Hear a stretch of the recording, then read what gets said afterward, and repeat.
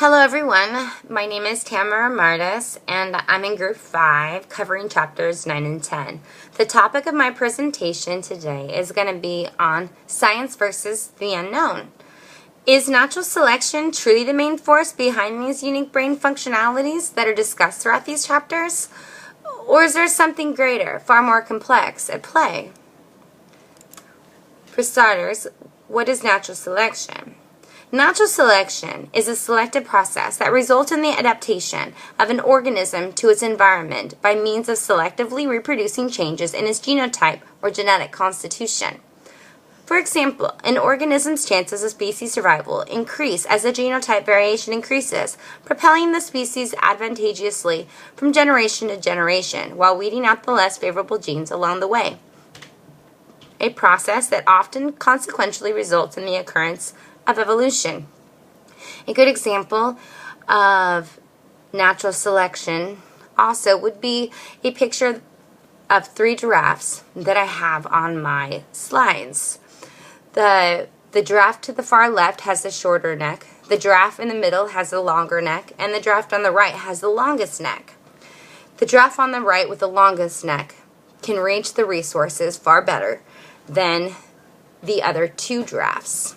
So what natural selection is talking about in this picture is that the giraffes that have the shorter necks, throughout their genes, throughout their traits, there were giraffes that had necks that were slightly longer than the others, and the giraffes that had the slightly longer necks were able to reach the resources better. So those traits, those genes would be more optimal for survival. So because those giraffes were able to survive better and get the resources that giraffes with shorter necks weren't able to, those giraffes were able to pass on their genes through their offspring, who in turn would have their same traits, and with gene variability, more giraffes would have some traits in there with longer necks. And the giraffes that would have the longer necks would even be able to reach the resources better than their peers. So those giraffes were better suited for survival compared to the average that had slightly shorter necks, and therefore would survive better and produce offspring just like them. So that is what Darwin's natural selection is specifically talking about, the gene variation and how the genes that are more optimal for survival, that will better help that species continue and survive by receiving all the resources it needs, that those genes change as they continue to be able to meet these needs. Otherwise, they would go extinct. So with that being said, natural selection emerges from differences in survival, just like the giraffes, fertility, rate of development, mating success, and so on. Ramachandran talks about Darwinism and natural selection, and he points out the 3 major components involved.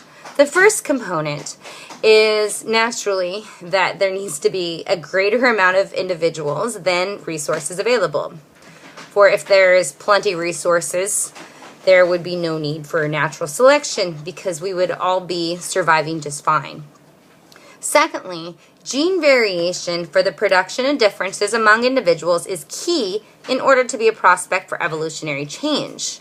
So in order for there to be selective traits that present characteristics that better help them survive or better suited for their survival, they need to have a gene variation. Other than that, if everybody has the exact same genes, again, there would be no difference in survival rate and nothing to choose from. So they would all be equal in that sense. And if conditions changed and there was no gene variation, and that would make it so they wouldn't be able to adapt, and of course eventually would become extinct. Finally, the prospects for evolutionary change should exhibit traits that provide an advantage over the non-prospects, perpetuating greater survival rates with the production of individuals that reciprocate traits specific to those of the prospects.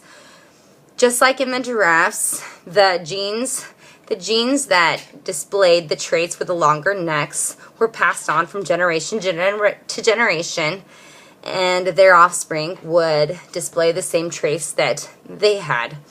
And the giraffes with the shorter necks, eventually the gene that produced giraffes with the shorter necks no longer existed. It was weeded out, I guess you could say, of the species. In the mid-1800s, Alfred Wallace and Charles Darwin independently came up with the same idea that brought about the discovery of natural selection as a leading drive behind organic evolution. However, Wallace's contributions are seldomly acknowledged outside of the biologist community. Nonetheless, upon further studies into the human brain, Wallace began to question how natural selection could account for the unexplainable. At this point, Darwin strongly believed that the basis behind natural selection not only provided the reasoning behind the structure of the brain, among other extremities, but also that it could interpret humanity's intellectual achievements, such as astonishing gifts for the arts, music, and literature. Darwin expressed the evolution of the brain and how our brain has grown, and with that growth, we have the capacity to carry out such high level functions. And as our brains have grown through evolution, there's no specific way of knowing how a brain is going to grow in terms of area and sizes and stuff like that. So it's possible that certain areas of the brain didn't grow normally and one just ended up growing slightly more than the other. Therefore, voila, astonishing gifts for arts, music, and literature. Something like that. As for Wallace, he disagreed, claiming that there is no way for abilities like mathematics and music to have sprung up based on pure chance. Wallace asked a lot of questions, like, what about potential abilities? Culture? What about savants? Latent mathematical abilities? Gifts of music and literature? Wallace asked, how do these all fit into Darwin's third component? Take culture, for instance. According to Wallace, the evolution of individual uniqueness derives from culture. First of all, he states, the process occurs independently and not as a result of genetic transformation. As culture is passed down from generation to generation, the population increases in knowledge. In other words, what Wallace is trying to say is that genes themselves did not alter or change or evolve for culture to change. So what Wallace is saying, that through culture, through this spread of knowledge, as we pass down our experiences and the things that we go through and the things that we learn, as we pass those down to generation, to the following generation, we pass these traits down, not these traits, but this knowledge down, that with this learned knowledge, with these things that we have passed down, the knowledge and all of these experiences that we have shared, that affects culture. And the effects of culture is what actually changes the genes, not the genes that affect the culture.